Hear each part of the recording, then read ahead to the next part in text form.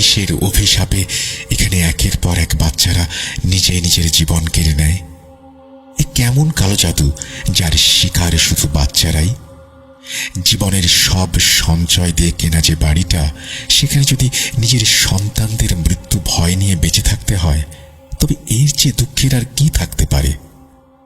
আচ্ছা, কোনো বাড়ির মালিকের ওপর যদি কালো জাদু করা হয় আর সে যদি প্রাণ ভয়ে সেই বাড়িটি বিক্রি করে দেয়, পরবর্তী মালিকের ওপরেও কি সেই জাদুর প্রভাব পড়ে?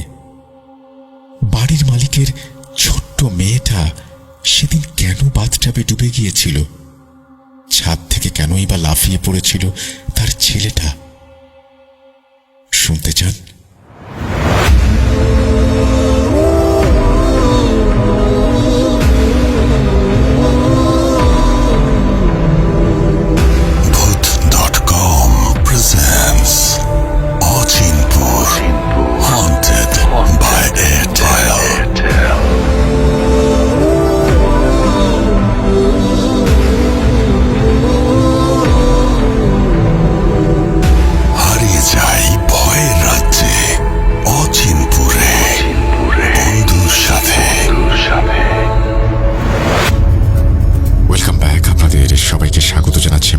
আশা করছি আপনারা সবাই ভালো আছেন, ভালোর দলে আছেন।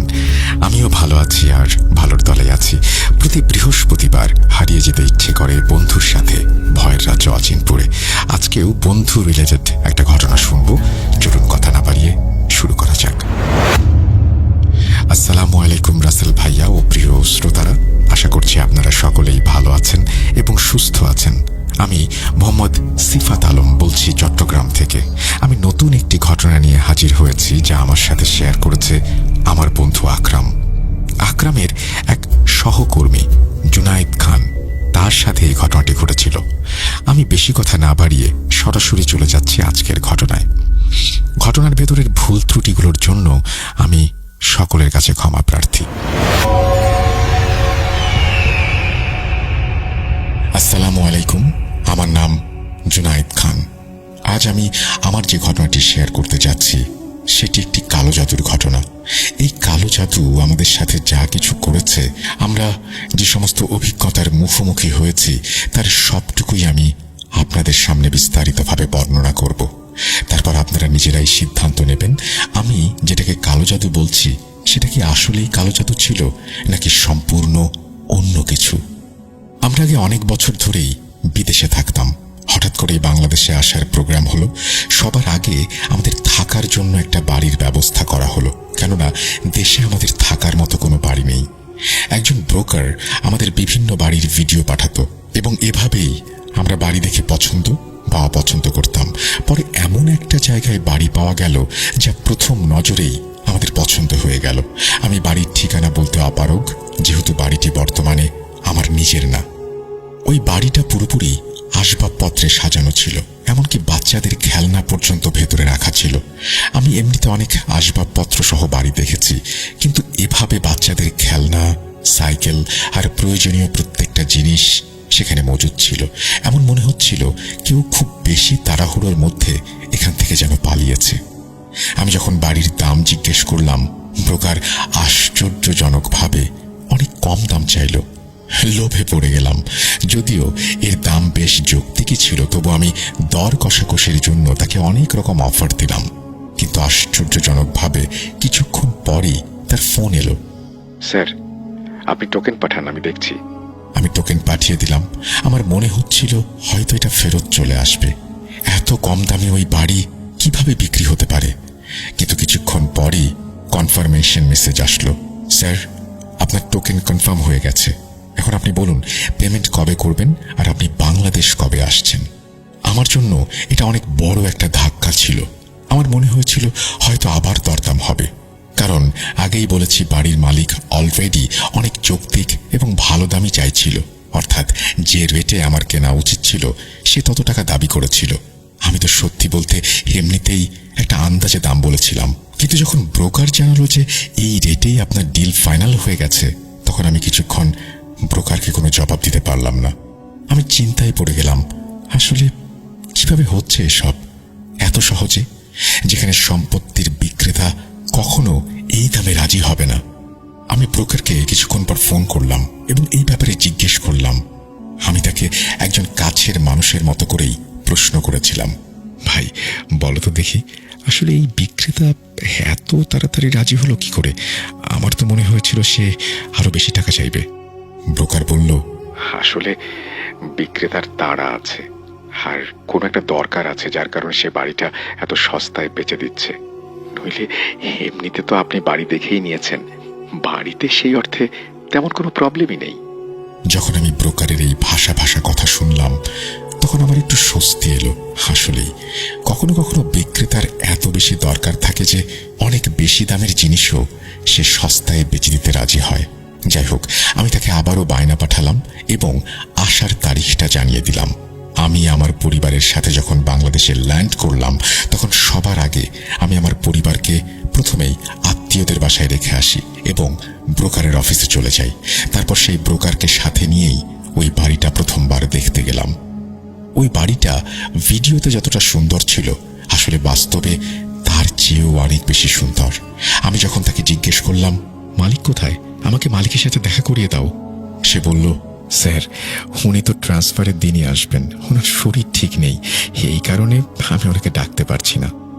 আমার মনে হলো যখন মালিক নিজেই দেখা করতে চাচ্ছে না তখন আমার আর এই জেদ দেখানোর দরকার কি?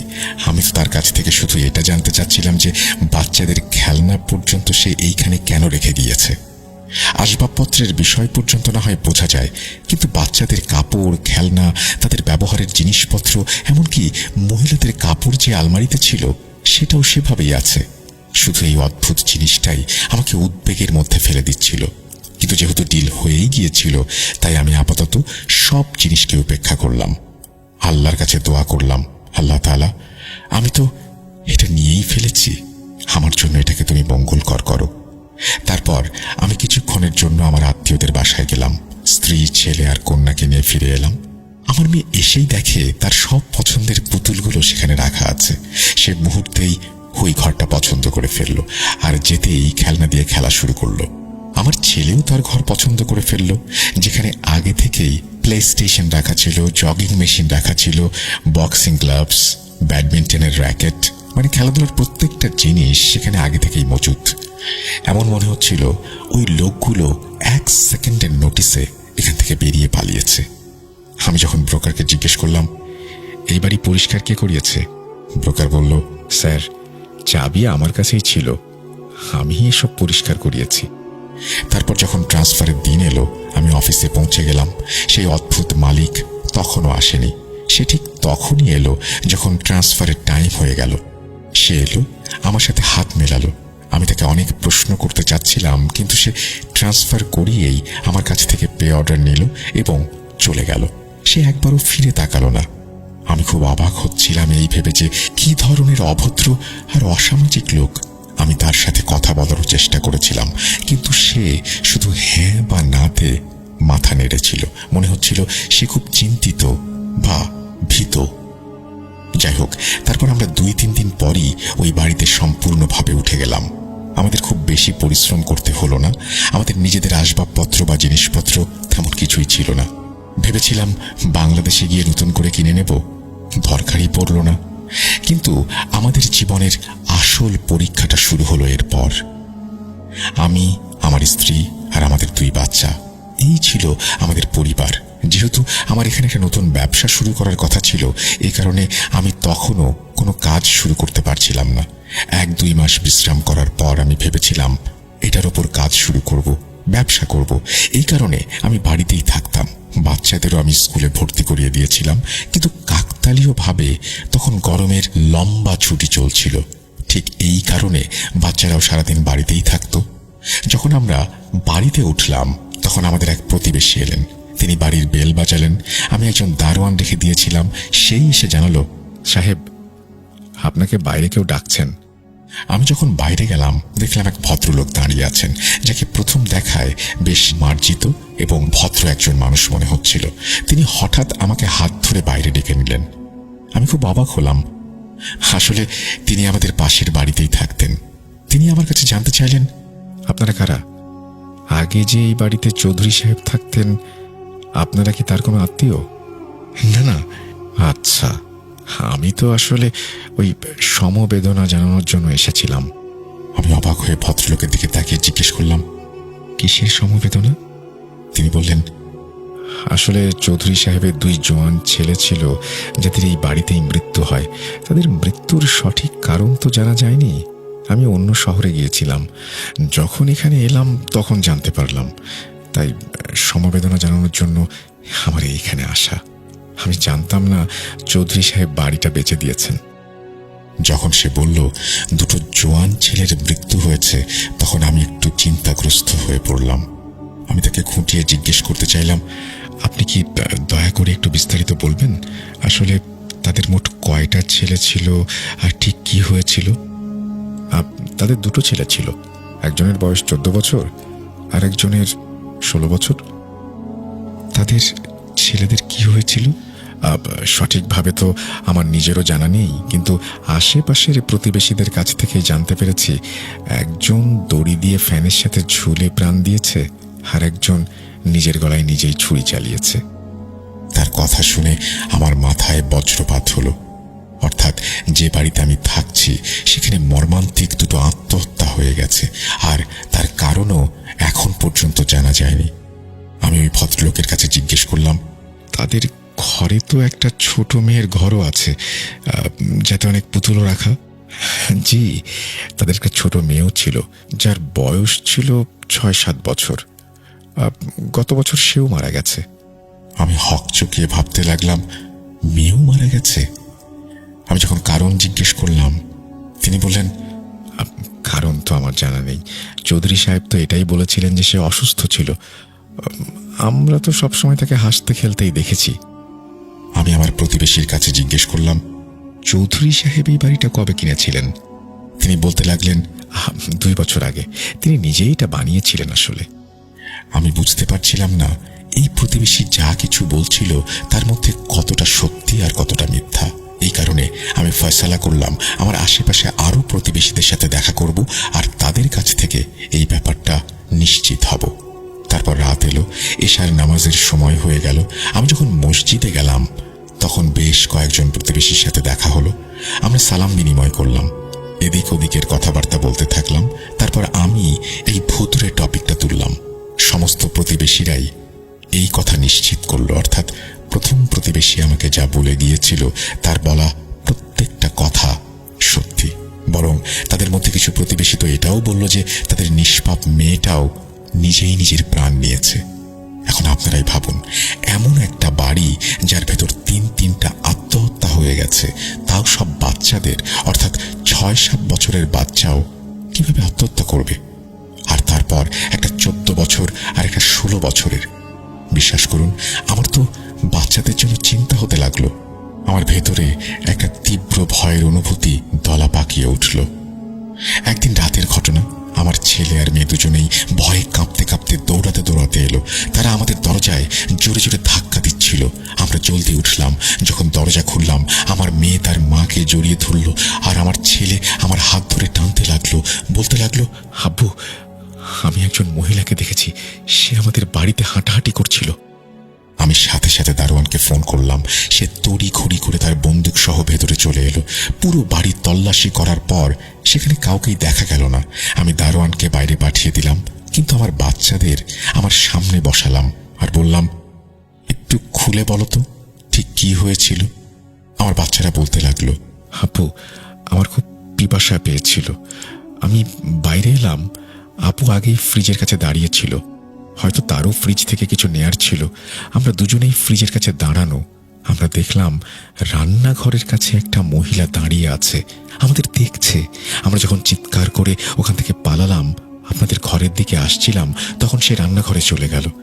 আমি জানি না রান্নাঘরের ভেতর থেকে সে হঠাৎ কোথায় গায়েব হয়ে গেল। অর্থাৎ আমার ছেলে মেয়ে দুজনই ওই মহিলাকে দেখেছিল। আমি আমার মেয়েকে আলাদা করে জিজ্ঞেস করলাম, সে ঠিক একই কথা বলল। অর্থাৎ তাদের কোনো বিভ্রম হয়নি, তারা আসলেই কোন একটা ভয়ঙ্কর মহিলাকে দেখেছে। সেই রাতে তো আমি বাচ্চাদের কাছে শুয়ে থাকলাম, কিন্তু এইসব অদ্ভুত ঘটনা আমাকে তীব্র উদ্বেগের মধ্যে ফেলে দিল। প্রথমত এই আত্মহত্যার ঘটনাগুলো, আর তারপর ঘরের মধ্যে আমার বাচ্চাদের জন্য চিন্তা হতে লাগলো। কারণ আগেও এই বাড়িতে যতগুলো মৃত্যুর ঘটনা ঘটেছে তা শুধু বাচ্চাদের সাথেই ঘটেছিল। আমি আমার স্ত্রীকে এই ব্যাপারে এই জন্য কিছু বলিনি যে সে দুশ্চিন্তা করবে। আমি চাচ্ছিলাম এই ভয়াবহ সমস্যার সমাধান আমি নিজেই বের করব। তারপর কিছুদিন পর আমার ছেলে আর মেয়ে দৌড়াতে দৌড়াতে এলো আমার কাছে। তারা বাইরে খেলছিল। এই ভয়ঙ্কর মহিলাকে সেখানেও চুপচাপ তারা দাঁড়িয়ে থাকতে দেখেছে। আমি যখন তাদের জিজ্ঞেস করলাম দারোয়ান কোথায় ছিল, তারা বলল সে ওয়াশরুমে গিয়েছিল। আমি দারোয়ানকে ডাকলাম, বলো, তুমি কাউকে দেখেছ? না সাহেব, আমি তো দেখিনি। আমি সেদিনই পুরো বাড়িতে দ্রুত ক্যামেরা ইনস্টল করলাম। একদিন রাতের অন্য একটি ঘটনা, আমার মেয়ের সাথে কথা বলার জন্য ওর ঘরে গেলাম, কিন্তু তাকে ঘরে দেখতে পেলাম না। আমি 10 মিনিট পর আবার গেলাম, সে তখনও ছিল না। আমি আমার স্ত্রীকে ডাকলাম, একটু ওয়াশরুমে গিয়ে দেখো তো ওখানে আছে কিনা। আমার মেয়েটা এতক্ষণ ধরে কোথায়? আমার স্ত্রী যেই ওয়াশরুমের দরজা খুলল, সামনেই আমাদের মেয়েটা টাইলসের ওপরে অচেতন অবস্থায় পড়ে আছে দেখল। আমরা তাকে জলদি উঠিয়ে হাসপাতালে নিয়ে গেলাম। হাসপাতালে ডাক্তাররা চেক করলেন। তারা জানালেন তার পেটে অনেক পানি ভরা। এমন লাগছিল তাকে জোর করে পানিতে ডোবানো হয়েছে। তারপর ডাক্তারদের অক্লান্ত পরিশ্রমের পর আল্লাহ তাআলা আমার মেয়ের ওপর রহম করলেন। সে হুঁশ ফিরে পেল। আমরা সবাই জানতে চাচ্ছিলাম তার সাথে ঠিক কি হয়েছিল। তার ওয়াশরুমের বাথটাব ছিল, কিন্তু যদি সে পানিতেই ডুবে থাকে তাহলে কে তাকে বের করে টাইলসের উপরে শুইয়ে দিল? আমরা সবাই অধীর আগ্রহে অপেক্ষায় ছিলাম সে আমাদের সবকিছু বলার অবস্থায় আসবে। আমি কিছুতেই বুঝতে পারছিলাম না কি ঘটেছিল সেদিন তার সাথে। তারপর আমার মেয়ে পুরোপুরি হুঁশে এলো আর ডাক্তাররা অনুমতি দিলেন এখন আমরা তার সাথে কথা বলতে পারি, প্রশ্ন করতে পারি। আমি প্রশ্ন করলাম, বলো তো মা, আসলে কি হয়েছিল? তোমাকে টাইলসের উপরে শোয়া অবস্থায় পাওয়া গিয়েছিল কিভাবে? বাবা, আমি তো গোসল করতে গিয়েছিলাম। আমি বাথটাবে বসে গোসল করছিলাম। হঠাৎ করে সেই একই মহিলাকে ওয়াশরুমে দেখতে পেলাম। তারপর আমার মনে হলো কেউ একজন যেন আমাকে সজোরে মাথা ধরে পানির ভেতরে ডুবিয়ে দিল। আমার হাত পা ছুটছিলাম আমি, কিন্তু সে আমাকে বাইরে আসতে দিচ্ছিল না। এরপর আমি বেহুশ হয়ে গেলাম, আর কিছু মনে নেই। এই কথা শুনে আমার পায়ের তল থেকে যেন মাটি সরে গেল। অর্থাৎ সেই একই সবকিছু রিপিট হচ্ছিল, যা ঠিক ওই চৌধুরী সাহেবের বাচ্চাদের সাথে ঘটেছিল। আল্লাহ না করুন আমার মেয়ের সাথে যদি কিছু হতো, তাহলে সবাই এটাই মনে করত যে এটা একটা দুর্ভাগ্যজনক আত্মহত্যা। আমি অতিরিক্ত মাত্রায় ভয় পেয়ে গিয়েছিলাম। এই মারাত্মক ভয়ের পরেই আমি আমার স্ত্রীকে ঘটে যাওয়া সমস্ত ঘটনা সত্যি সত্যি বলে দিলাম। সে আমার উপরে খুব রেগে গেল। আপনি এই সব কিছু আমাকে আগে বলেননি কেন? এটা আমাদের বাচ্চাদের জীবনের প্রশ্ন, আর আপনি এটাকে গুরুত্ব দেননি। তুমি শুধু বাচ্চাদের উপর কড়া নজর রাখো। আমি জলদি কিছু একটা ব্যবস্থা করছি যাতে এই বাড়ি থেকে বেরিয়ে যেতে পারি। আমি বাচ্চাদের বিছানা সেদিনই আমার নিজের ঘরে নিয়ে আসলাম। তাদের সব সময় চোখের সামনে রাখতাম। কোথাও বাইরে বেরোলেও এই কাজটা আমার স্ত্রী করত। সে ওয়াশরুমে যাওয়ার সময়, আসার সময় সব জায়গায় বাচ্চাদের উপর নজর রাখছিল। আমি খুব বিপদে পড়ে গেলাম। আমি আমার জমানো সব টাকা এই বাড়িটার পেছনে বিনিয়োগ করেছিলাম। বাকি কিছু ছিল আমার ব্যবসার জন্য, কিন্তু এই সময় সবচাইতে গুরুত্বপূর্ণ ছিল আমার বাচ্চারা। আমি ব্রোকারকে সেই দিনই ফোন করে বললাম যে আমার জন্য বাড়ির ব্যবস্থা করো, যে কোনো বাড়ি হোক, যত টাকা লাগুক, আমি এক্ষুনি ভাড়ায় যেতে চাই। পরদিনই ব্রোকারের কল চলে এলো, স্যার, একটা বাড়ি আছে, আপনি আসুন, ভিজিট করে নিন আর ডান করে দিন। আমি আমার স্ত্রীকে এই ব্যাপারে জানিয়ে দিলাম আর বাড়ি দেখার জন্য বেরিয়ে গেলাম। যখন আমি সেই ব্রোকারের কাছে পৌঁছালাম, সে আমাকে নিয়ে বাড়ি দেখতে চলে গেল। আমি তখনই সেই বাড়িওয়ালাকে ডাকলাম। ওখানেই ভাড়ার চুক্তিপত্র লেখালাম আর তাকে টাকা পয়সা দিয়ে পরের দিনই শিফট হওয়ার কথা বলে চলে আসলাম। আমাদের ডিল যখন ফাইনাল হচ্ছিল, ঠিক সেই সময় আমার স্ত্রীর কল আসতে লাগলো। আমি বুঝলাম সে হয়তো জানতে চাইছে আমি কোথায়, দেরি হচ্ছে কেন। আমি কলটা ধরলাম না। এটাই ভাবলাম এই বাড়িওয়ালাকে একটু বিদায় করে নিই, তারপর স্ত্রীকে খুশির খবরটা দিব। কিন্তু আমি তখন কি আর জানতাম এটা আমার জন্য একটা ভয়াবহ দুঃসংবাদ যা তখন অপেক্ষা করছিল। আমি যখন সেই বাড়িওয়ালার সাথে কথা বলে বের হলাম, আমার স্ত্রীকে কল করলাম, সে জানালো সে হাসপাতালে।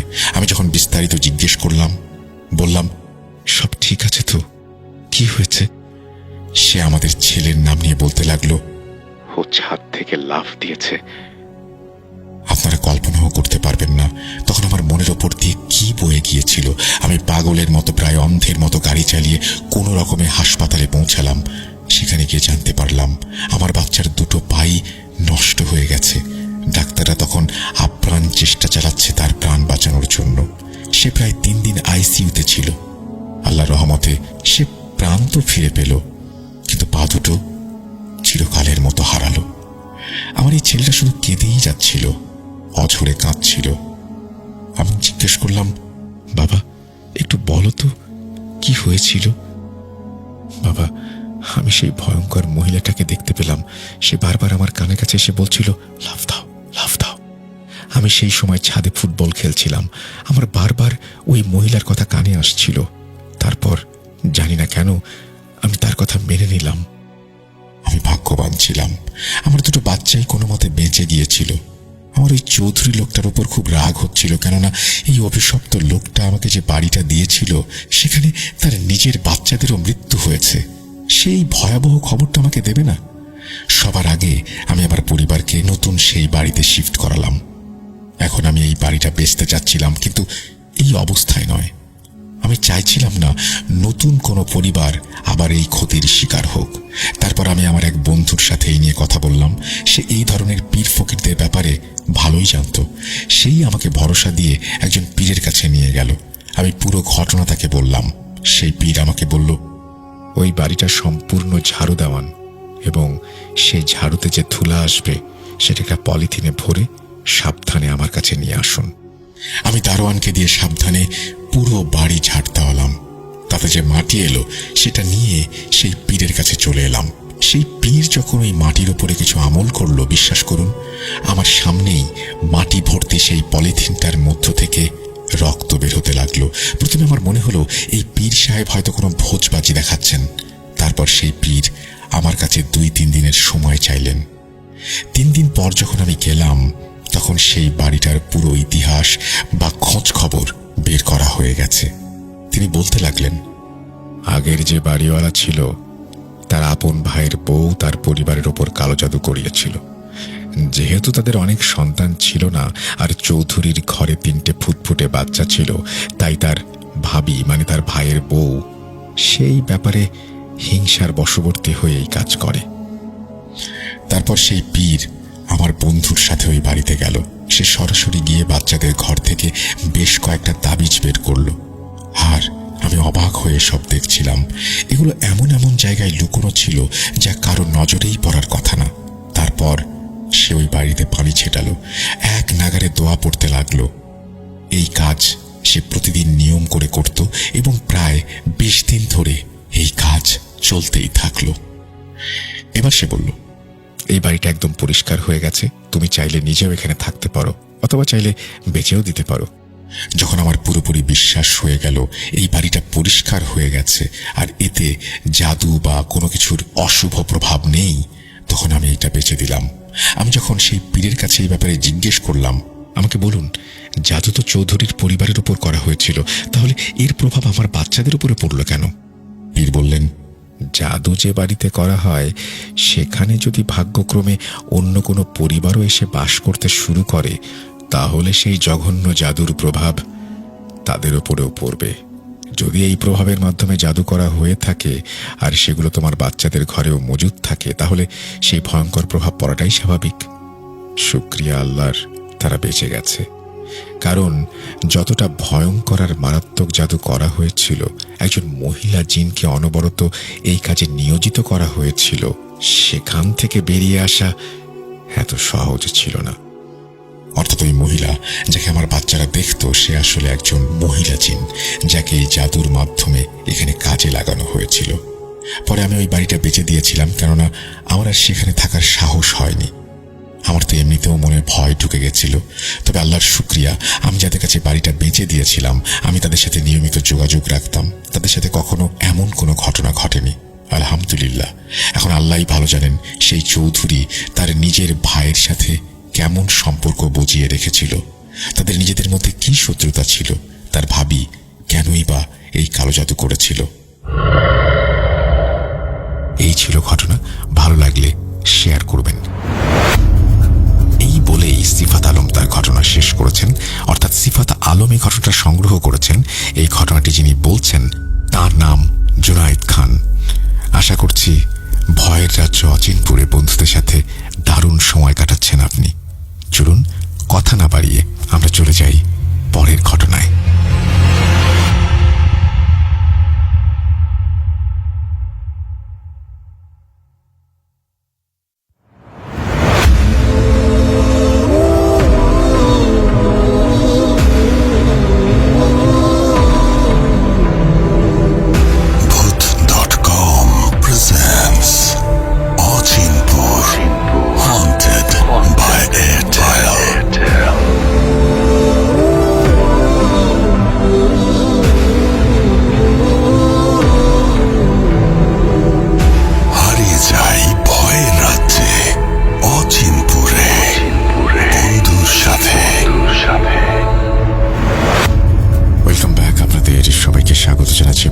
আশা করছি আপনারা সবাই ভালো আছেন এবং ভালোর দলে আছেন।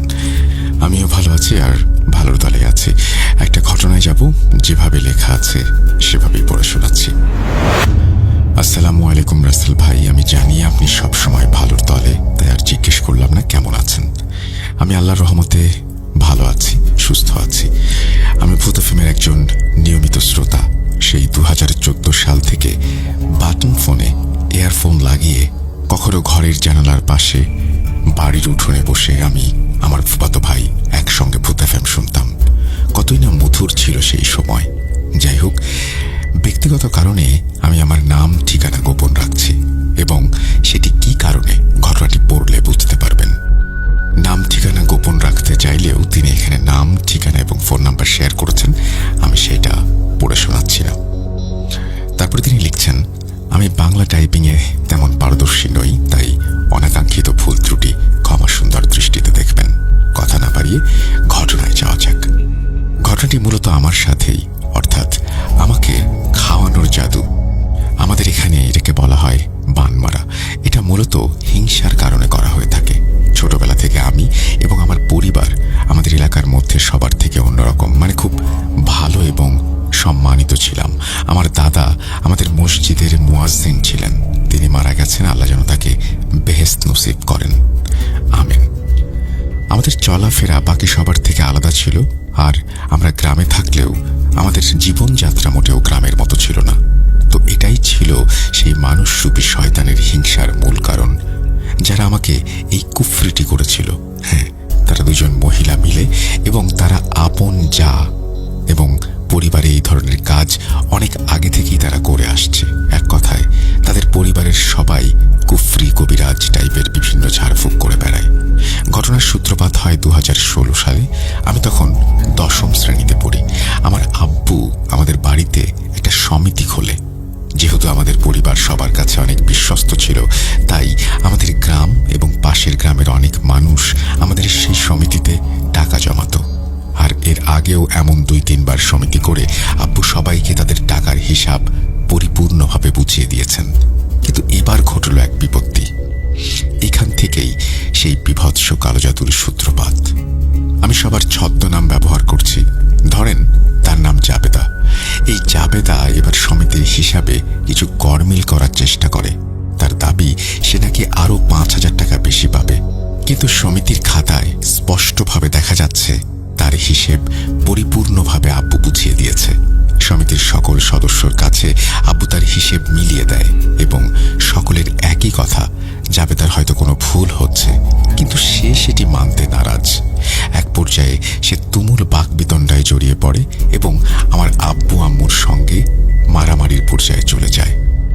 মেম্বার সাহেব এসে বিষয়টি দেখেন। তিনিও হিসাব করে দেখেন আব্বুর হিসাবে কোনো গরমিল নেই। মেম্বার তখন জাবেদার স্বামীকে একটা চর মেরে সেখান থেকে তাদের সমিতির পাওনা টাকা দিয়ে বিদায় করে দেয়। কিন্তু কে জানতো এই ঘটনার পরে সে আমাদের থেকে এইভাবে বদলা নেবে।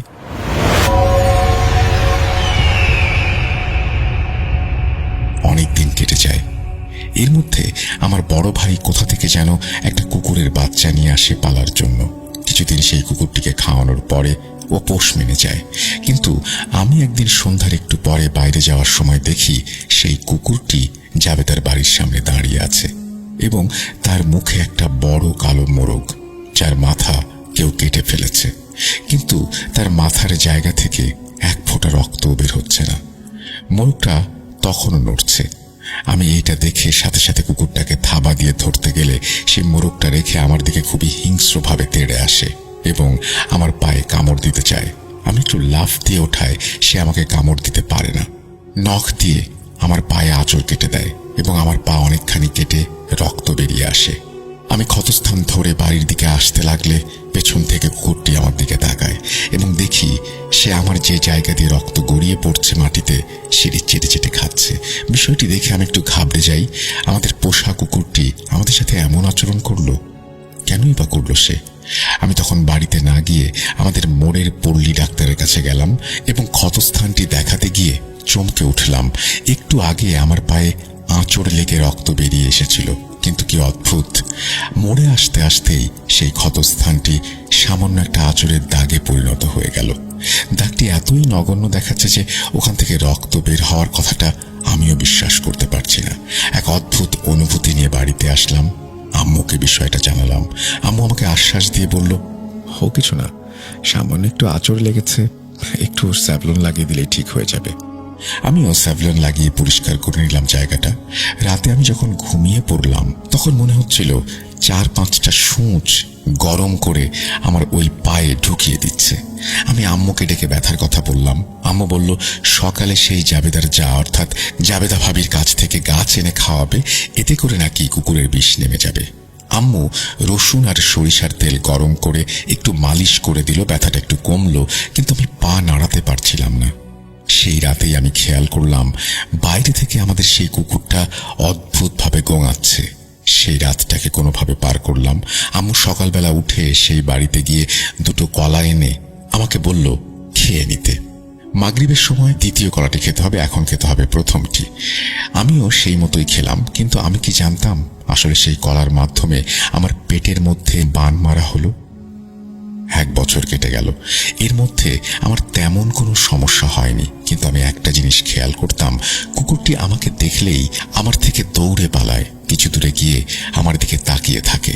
হঠাৎ একদিন আমার ফুফাতো ভাই এসে বলছে আমাদের ওই কুকুরটিকে নাকি কুকুর মারার এক টিম এসে মেরে ফেলেছে, এবং আমার ফুফাতো ভাই কুকুরটিকে এনে মাটি চাপা দিচ্ছে। আমিও গেলাম, এবং অদ্ভুত ব্যাপার হচ্ছে কুকুরটিকে গর্তে রাখার সময় ওর মুখ থেকে বিশ্রী উটকো একটা গন্ধ এসে আমার নাকে লাগে। আমি আমার ভাইকে বললাম, তুই কোনো গন্ধ পাচ্ছিস? সে আমাকে বলল, কই না। আমি ভাবলাম আমার মনের ভুল, কিন্তু কুকুরটিকে পুঁতে রেখে বাসায় আসার পরেও সেই দুর্গন্ধটি আমি টের পাচ্ছিলাম। কিছুদিন কোনো কিছু খেতে পারলাম না। পরদিন সকাল থেকে শুরু হলো আমার পেট ব্যথা। একেবারে বিছানায় পড়ে গেলাম। 1 মাসের মধ্যে 3-4 বার আমার পেটে এরকম সমস্যা হতে লাগলো। কিছুদিনের মধ্যে আমার ওজন 66 কেজি থেকে 53 কেজিতে নেমে আসলো। আমি একদম রোগা হয়ে যেতে লাগলাম। আমি রাজশাহী মেডিকেলে গিয়ে ভালোভাবে সবকিছু টেস্ট করালাম, কিন্তু আমার সকল টেস্টের রিপোর্ট একদম স্বাভাবিক। ডাক্তার ওষুধ দিলেন এবং বললেন এবার এরকম হলে আমি একসাথে 500 mg'র 2টা অ্যান্টিবায়োটিক যেন খেয়ে নিই। মেডিকেল থেকে বাড়িতে আসার 2 দিনের মাথায় আবার আমার সমস্যা হলো। আমি ডাক্তারের কথা মতো ওষুধ খেতে থাকলাম। এর মধ্যে আমি একটি বিশেষ জিনিস খেয়াল করলাম, আমি যখনই কোনো ভালো খাবার খাই, অর্থাৎ মাছ মাংস খেলেই আমার এই সমস্যাটি বেশি হয়। নর্মাল হলে আমি ঠিক থাকি। 1 মাস ওষুধ খাবার পরে আমি বেশ কিছুদিন সুস্থ থাকি। তবে বিপত্তিটা বাধে রমজান মাসে। 13তম রমজানে আমার এই সমস্যা আবার শুরু হয়, এবং ভালো খাবার নয়, আমি পানি খেলেও সেটা আমার শরীর থেকে বেরিয়ে যায়। এইভাবে চলতে চলতে ঈদ পড়ে যায়। আমি বিষয়টি টের পেয়ে যাই। এটা কোনো সাধারণ অসুখ নয়। আমি ঈদের 4র্থ দিন রাতে স্বপ্নে দেখি আমার ঘরের এক কোণায় আমি নিজেই বসে থেকে আমাকে দেখছি, এবং আমি আমাকে ডাকার আপ্রাণ চেষ্টা করছি, কিন্তু আমার মুখ থেকে কোনো কথা বের হচ্ছে না। এক পর্যায়ে যখন আমি আমি যাকে ডাকছি সে চোখ খুলে আমার দিকে তাকায়, আমি ঘুমের মধ্যেই চিৎকার দিয়ে উঠি। আমার শরীর পুরো ঘামে ভিজে গেছে। এ কি দেখলাম আমি দেখলাম আমার পেট থেকে সাপের মতো কোনো অবয়ব আমার মুখ দিয়ে বেরিয়ে আসছে। আমি ঘুমের মধ্যে চিৎকার করে ওঠার কারণে আমার আব্বু আম্মু আমার ঘরে আসে এবং লাইট জ্বালাতেই দেখে আমার মুখ দিয়ে ফেনা বের হচ্ছে। বলে রাখি, আব্বু আম্মু এই সকল জিন ভূত জাদুটোনায় বিশ্বাস করে না। তারা ভাবে আমার অসুস্থতার কারণেই এমন হচ্ছে। আমিও তাদেরকে আমার স্বপ্নের ব্যাপারে কিছু বললাম না। পরদিন সকালে আমি আবার অসুস্থ হয়ে পড়ি, কিন্তু এবার আর টয়লেট নয়, বরং আমি বমি করতে থাকি। আর বমি দিয়ে সেই কুকুরের মুখের মতো দুর্গন্ধ বের হয়। সারাদিন কিছু খেতে পারলাম না। রাতে আমাকে নরম ভাত রান্না করে দেয়া হলো, মুখে তুলে খাইয়ে দেয়া হলো। আমি এতটাই অসুস্থ হয়ে পড়েছি যে নিজের হাতে ভাত উঠিয়ে পর্যন্ত খেতে পারছিলাম না। আমার এই অবস্থা দেখে আম্মু সেই রাতে আমার কাছেই শুয়ে থাকলেন এবং আমি কিছুক্ষণ পরে ঘুমিয়ে পড়লাম।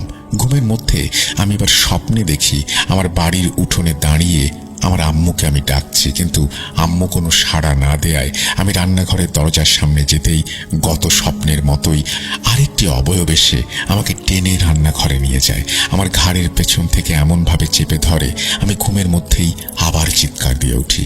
আম্মু আমাকে ডেকে ওঠান এবং দেখেন আমি ঘুমের মধ্যেই আমার কাপড় ভিজিয়ে ফেলেছি। আমি তড়িঘড়ি করে উঠে যাই এবং বাথরুমে গিয়ে আবার বমি করতে থাকি। আমার বমি দিয়ে কালো রক্ত বেরিয়ে আসে। সেই রক্ত দিয়ে কুকুরের মুখের সেই দুর্গন্ধ তীব্রভাবে বেরিয়ে আসে। আমার বুঝতে বাকি রইল না আমার সাথে খুবই খারাপ কিছু ঘটছে। আমি আর দেরি করলাম না। পরের দিন সকালে আমার বন্ধু আবিরকে বিষয়টি জানাই এবং তাকে একজন ভালো কবিরাজের খোঁজ করতে বলি। আমার বন্ধু আবির অনেক ধার্মিক এবং খুবই ভদ্র একটা ছেলে। সে আমাকে সঙ্গে সঙ্গে এক কবিরাজের সন্ধান দিল। আমি আর এক মুহূর্ত দেরি না করে ওর সাথে বেরিয়ে পড়ি সেই কবিরাজের বাড়ির উদ্দেশ্যে। আবির তার বাইক নিয়ে আমার বাড়িতে আসে এবং আমাকে ধরে তার বাইকে উঠিয়ে রওনা দেয়। কবিরাজের বাড়িতে পৌঁছানোর সাথে সাথে আবির আমাকে ধরে কবিরাজের ঘরে প্রবেশ করানোর জন্য। কবিরাজ আমাকে দেখে বলে, বড্ড বেশি দেরি করে ফেলেছি, অনেক ক্ষতি হয়ে গেছে আমার। এই বলে কবিরাজ আমার হাতে ধরে কিছু দোয়া পড়েন। আমাকে ফু দিতেই আমার পেটের মধ্যে তীব্র ব্যথা ও জ্বালাপড়া করতে থাকে। আমি ওমা বলে মাটিতে লুটিয়ে পড়ি। কবিরাজ তখন আবিরকে বলে, আমাকে খাওয়ানো জাদু করা হয়েছে এবং আমার সাথে থাকা কারিন জিনকে তারা বশীভূত করে রেখেছে। জাদুর মাধ্যমে আমার পেটের মধ্যে একটা জিন চালান করা হয়েছে, যার কারণে আমার পেটের মধ্যে পচন সৃষ্টি হয়েছে। জাদুর মাধ্যমে সেই পচনকে অদৃশ্য করে রাখা হয়েছে, যার কারণে কোনো রোগ ধরা পড়ছে না। কবিরাজ তখন আবিরকে বলে, আমাকে রুকাইয়া করতে হবে এবং এতে কিছু জিনিস প্রয়োজন হবে। একটি ছোট বালতি 2 লিটারের এবং পানির 250 গ্রামের বোতল, সরিষার তেল, এই সমস্ত। আবির সেই সকল কিছু আনলে কবিরাজ আমাকে একটি অন্য ঘরে নিয়ে যায় এবং সামনে কালো বালতি রেখে আমাকে বলে, রুকাইয়া চলাকালীন আমার প্রচুর পরিমাণে বমি হবে, আমি যেন সেই বালতির মধ্যে বমি করি।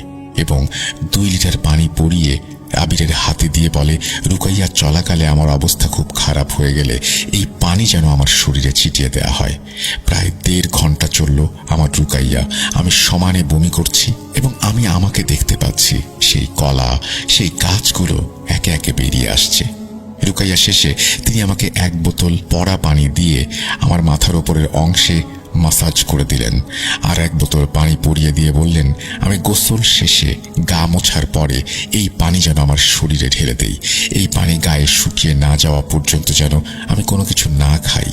এই বলে আজকের মতো আমাকে বাড়ি পাঠিয়ে দেয়া হলো এবং শনিবারে মাগরিব নামাজ শেষে আবার যেন এখানে আসি সেই ব্যাপারে পরামর্শ দেয়া হলো। আমি বাড়িতে চলে আসি এবং তার কথা মতো আমি চিকিৎসা নিতে থাকি। শুক্রবার সকাল থেকে যেন আমি কেমন একটা অস্বস্তি অনুভব করতে থাকি। রাতে যখন আমি ঘুমিয়ে পড়ি তার কিছুক্ষণ পরে হালকা মৃদু হাসির শব্দে আমার ঘুমটা ভেঙে যায়। হাসির শব্দটা বাইরের ব্যালকনির থেকে আমার দিকে আসছে বলে মনে হয়। সাহস করে ব্যালকনিতে প্রবেশ করতেই আমি আঁতকে উঠি। আমি দেখি আমি আমার সামনে দাঁড়িয়ে আছি, কিন্তু আমার চেহারা কি বিভৎস হয়ে আছে আর হাতে সেই মোরগের দেহাবশেষ। আমি কুকুরটিকে দাঁড়িয়ে গড়গড় আওয়াজ করতে দেখি। আমার সামনে সেই অবয়বটি আবার এসে দাঁড়ায়। আমি জ্ঞান হারিয়ে ফেলি। যখন জ্ঞান ফেরে আমি দেখতে পাই আমার হাতে স্যালাইন এবং ক্যাথেটার লাগানো। আমার ছোট ফুপু আমার পাশে বসা। আমি ফুপুকে জিজ্ঞেস করলাম, কি হয়েছে? ফুপু আমাকে যা বলে তা শুনে আমার মধ্যে কি হচ্ছিল আমি আপনাকে বলে বোঝাতে পারবো না। আমি 3 দিন পর ঘুম থেকে উঠেছি। আমাকে সেই রাতের বেলাতেই রাজশাহী মেডিকেল কলেজে নিয়ে যাওয়া হয়েছিল। রবিবার বিকেলে আমাকে বাড়িতে নিয়ে আসা হয় আজ নাকি মঙ্গলবার। আমি সঙ্গে সঙ্গে আমার বন্ধু আবিরকে ফোন করি, কিন্তু তার ফোন বন্ধ পাচ্ছিলাম। আমি ফুপুকে জিজ্ঞেস করলাম আবিরের কথা। বলে রাখা ভালো, আমার পরিবারের মধ্যে আমার আম্মু ব্যতীত আর কেউ জানতো না যে আমি কবিরাজের কাছে গিয়েছিলাম, কারণ তারা সেগুলো মোটেও বিশ্বাস করতো না। ফুপু আমার মুখ থেকে আবিরের কথা শুনেই যেন অপ্রস্তুতভাবে উত্তর দিল, কেন, আবিরকে কি দরকার? আর আমি জ্ঞান ফিরেই কেন আবিরের কথাই বা জিজ্ঞেস করছি? আমি ফুপুর এই কথাটা কিছুটা আন্দাজ করতে পারলাম। আবিরের কিছু একটা হয়েছে। আমি ফুপুকে জিজ্ঞেস করলাম, কি হয়েছে আমাকে বলো। ফুপু আমাকে আবিরের সাথে ঘটে যাওয়া লোমহর্ষক ঘটনা বলতে লাগলো। আমি শুক্রবার রাতে অজ্ঞান হয়ে যাবার পরে আমাকে রাজশাহী মেডিকেল কলেজে ভর্তি করা হয়। আমার ফুপুর বাড়ি আর আবিরের বাড়ি একদম পাশাপাশি। সেই দিন রাতে আবিরকে নাকি তার মা খাবার জন্য ডাক দেয়, কিন্তু আবিরের কোনো সাড়া না পেয়ে তার ঘরে ঢুকে দেখে আবির নেই। সবাই মিলে আবিরকে অনেক খোঁজাখুঁজি করার পরেও তার কোনো খোঁজ মেলে না। তখন প্রায় রাত 2টা বাজে। হঠাৎ করে আবিরকে খুঁজে পাওয়া গেল আমাদের এলাকার কবরস্থানের একটা ভাঙা কবরের ওপর। তার অর্ধেক শরীর বাইরে আর অর্ধেকটা কবরের ভেতরে। গ্রামের মানুষ তাকে ধরাধরি করে বাড়িতে নিয়ে আসে। তার জ্ঞান ফিরলে তাকে সবকিছু জিজ্ঞেস করা হয়। সে কোনো কথা বলে না। পরদিন সকালে আবির ফুপুর কাছে গিয়ে ভাঙা ভাঙা গলায় ফুপুকে বলে আমাকে এবং আবিরকে যেন যত দ্রুত সম্ভব একসঙ্গে সেই কবিরাজের কাছে নিয়ে যায়। এই বলে ফুপু আমাকে জিজ্ঞেস করে, তুই কোনো কবিরাজের কাছে গিয়েছিলি? কেন গিয়েছিলি? আমি ফুপুকে সব কথা খুলে বললাম। ফুপু তখন আর দেরি না করে সঙ্গে সঙ্গে একটা অটো ভাড়া করে আমাকে নিয়ে আবিরের বাসায় চলে যায়। আমার ছোট ফুপুকে আমার বাবা খুবই ভালোবাসতেন এবং বিশ্বাস করতেন, তাই ফুপুকে কেউ একটা কথাও জিজ্ঞেস করল না। আবিরের বাড়ি থেকে আবিরকে উঠিয়ে আমরা সেই কবিরাজের বাড়িতে চলে যাই। রাস্তায় ফুপু আবিরকে জিজ্ঞেস করে সেই দিন রাতে আবিরের সাথে কি ঘটেছিল। আবির ভয় মিশ্রিত কণ্ঠে বলতে শুরু করে, আবির সেদিন রাত্রে মোবাইল দেখছিল। আমি নাকি আবিরকে ডেকে বাইরে নিয়ে আসি। আবিরকে বলি কবিরাজ আমাদের দুজনকে এক্ষুনি কবরস্থানে যেতে বলেছে। আমরা কবরস্থানের দিকে রওনা দেই। হঠাৎ করেই আমি নাকি তার হাত চেপে ধরি এবং টানতে টানতে কবরের ভেতরে নিয়ে যেতে চাই। আবির নাকি হঠাৎ আমার মুখের দিকে তাকাতেই ওর দুনিয়া উলট পালট হয়ে যায়। সে দেখে এই পাশটায় আমার মুখের একটা অংশে কোনো মাংস নেই। সে একটা শব্দও করতে পারছে না। আমি জোর করে তাকে কবরের দিকে নিয়ে যাই।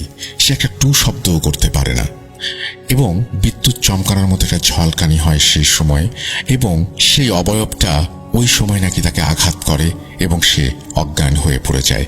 জ্ঞান ফিরলে দেখে যে চাচা এবং আরো 3-4 জন মিলে তাকে কবর থেকে ওঠাচ্ছে। 2 দিন যাবৎ আবির কোনো কথা বলতে পারেনি। এই বলতে বলতে এই কবিরাজের বাড়িতে এসে পৌঁছাই আমরা। কবিরাজ আমাদের দেখে খুবই তাড়াহুড়া করে ঘর থেকে একটি পানির মগ এনে তাতে কিছু পরে ফুঁ দিয়ে আবিরের গায়ে ছিটিয়ে দেয়। সাথে সাথে তার পুরো শরীরে যেন আগুন লেগে যায়। সে চিৎকার করে ওঠে। কবিরাজ এবার একটা সরিষার তেলের বোতলে কিছু পরে ফুঁ দিয়ে আবিরের মাথায় ঢেলে দিলে সে শান্ত হয়ে যায়। এবার কবিরাজ আমাকে দেখে বলে, আল্লাহ তোমার আয়ু রেখেছে, তুমি বেঁচে গেছো। তারা তোমার কারিন জিনকে খুব খারাপ এবং শক্তিশালী বান মেরে বশ করে রেখেছে। আর আবির তোমাকে সাহায্য করায় তোমার কারিন জিনকে দিয়ে আবিরকে সেই দিন রাতে মেরে ফেলার চেষ্টা করেছিল। আবির অনেক ধার্মিক হয়। আবিরের কারিন জিন তোমার জিনের চেয়ে শক্তিশালী ছিল, তাই তার তেমন কোনো ক্ষতি করতে পারেনি। এই কথা শোনার পর আমার ফুপু কবিরাজকে জিজ্ঞেস করলো কে বা কারা এই কাজগুলো করেছে। কবিরাজ উত্তর দেন, ধৈর্য ধরুন, সব জানতে পারবেন। তিনি বললেন আমাকে আর আবিরকে নিয়ে আজকেই রুকাইয়া করতে বসবেন। যারা আমার সাথে এই কাজ করেছে তারা আবার সক্রিয় হয়ে বান মারার চেষ্টা চালিয়ে যাচ্ছে। কবিরাজ আমাকে এবং আবিরকে নিয়ে তার সেই আগের ঘরে 30 মিনিটের মতো রুকাইয়া করেন। 30 মিনিট পরে আবিরকে বের করে নিয়ে যান, কিন্তু আমাকে বসিয়ে রাখেন। মিনিট 5 পর তিনি আমার বাম হাত শক্ত করে চেপে ধরেন এবং দোয়া পড়তে থাকেন। প্রায় 20 মিনিট পরে আমি আমার গায়ে কেমন যেন একটা জ্বালা পোড়া অনুভব করতে লাগলাম। আমার শরীর প্রচন্ড রকমের গরম হয়ে উঠতে লাগলো। তারপর আমার আর কিছু মনে নেই। আমি মনে করেছিলাম আমি যেন জ্ঞান হারিয়ে ফেলেছি, কিন্তু না, ফুপুর মুখ থেকে শুনলাম সবকিছু। ফুপু বলছে আমার শরীর ঘামতে ঘামতে আমার মাথা থেকে যেন ধোঁয়া বের হচ্ছে, এরকম একটা অবস্থা। হঠাৎ আমার চোখ উল্টে যায়, চেহারা ফ্যাকাশে হয়ে যায়। আমি গোঙাতে শুরু করি। কবিরাজ আমার কারিন জিনকে আমার মধ্যে হাজির করান। কবিরাজ জিনকে জিজ্ঞেস করেন আমাকে কে বা কারা এই ক্ষতি করেছে, কেনই বা করেছে, এর প্রতিকার কি। আমি নাকি হাসতে হাসতে কবিরাজকে বলি সে আমার কিছুই করতে পারবে না, সে যার চিকিৎসা করছে তাকে অনেক আগেই মরণ বান মারা হয়েছে। কবিরাজ তখন আবার কিছু দোয়া পড়ে সাহায্যকারী জিনকে হাজির করে এবং এর প্রতিকার সম্পর্কে জানতে চায়। জিন তখন বলে এই বান কাটানো সম্ভব না।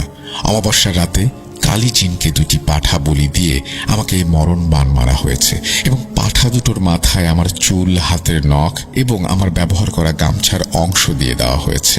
আমার কারিন জিনকেও তারা আটকে রেখেছে। এই বান কোনোভাবেই কাটানো সম্ভব না। একটু আগে আপনি যেই কারিন জিনকে ডেকেছিলেন সেটি ছিল যারা বান মেরেছে তাদের চালান করা কারিন জিন। তবে এর একটা উপায় আছে, সেটা আজকেই করতে হবে, কারণ আজকে অমাবস্যা। আবিরকে যেই কবরের ওপরে পাওয়া গিয়েছিল সেই কবরের মধ্যে রাখা আছে 2টি পাঠার মাথা এবং তাবিজের মধ্যে রাখা আছে চুল, নখ এবং সেগুলো তার মধ্যে একভাবে রাখা হয়েছে। এগুলো বের করে উদ্ধার করে পুড়িয়ে ফেলতে হবে। জাদুটা কালীজিনকে দিয়ে করা হয়েছে, তার বিপরীতেই এই জাদুকে ব্যবহার করতে হবে। তবে সাবধান, সামান্য ভুল হলেও অনেক বড় মাসুল গুনতে হবে। কবিরাজ তখন আবিরকে এবং কবিরাজের একজন ছাত্রকে সাথে নিয়ে সেখান থেকে চলে যায় এবং জিনের দেয়া তথ্য মতে তিনি সব কাজ সম্পূর্ণ করেন। 20 মিনিট পরে আমার জ্ঞান ফিরে আসে। আলহামদুলিল্লাহ, আমি অনেক শান্তি অনুভব করি।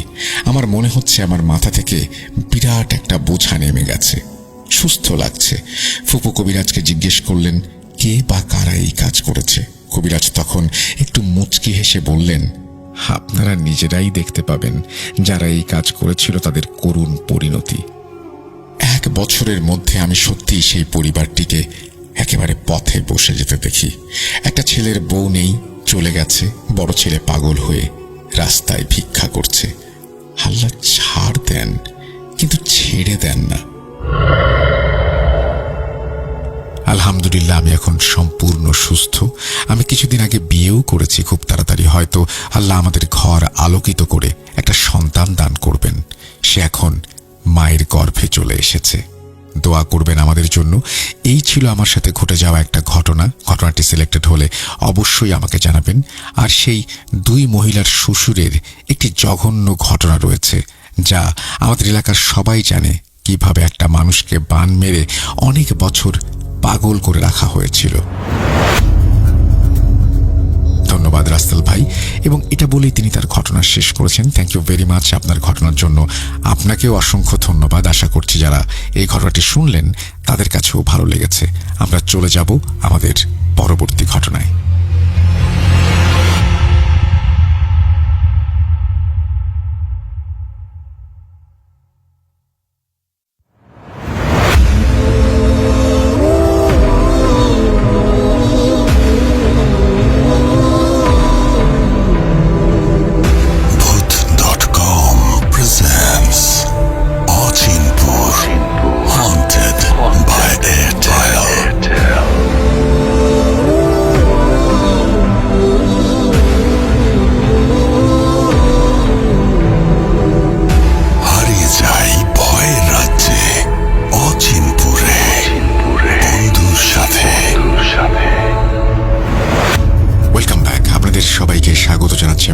আশা করছি আপনারা সবাই ভালো আছেন, ভালোর দলে আছেন।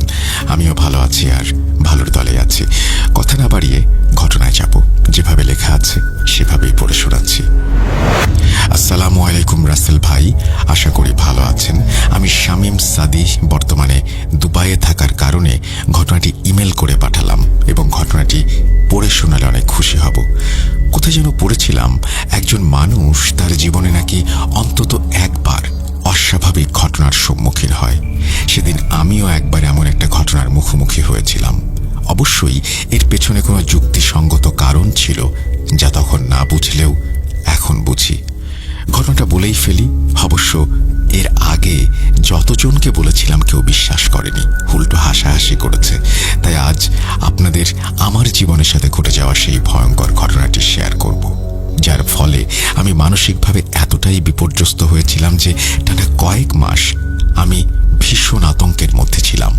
এমনকি টয়লেটে যাওয়ার সময়ও আমার পাশে কাউকে থাকতে হতো। মূল ঘটনায় আসি।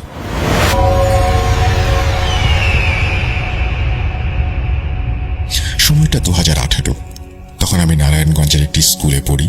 স্কুলের এক্সাম শেষে লম্বা একটা ছুটি, তাই নানুর বাড়িতে বেড়াতে যাবার জন্য ব্যাগ রেডি করে রওনা দিলাম একাই। একা যেতে তেমন কোনো প্রবলেম হতো না, কারণ এক বাসে করেই মূল গন্তব্যে পৌঁছে যেতে পারতাম। বলে রাখা ভালো, নারায়ণগঞ্জ থেকে শেরপুর যেতে 5 থেকে 6 ঘন্টার মতো লাগতো। বেশ লম্বা একটা ছুটি কাটিয়ে বাড়ি ফেরার উদ্দেশ্যে সব গুছাতে লাগলাম। এমন সময় নানু কিছু কাঁচা মাংস আর ভাজা পিঠা দিতে চাচ্ছিল।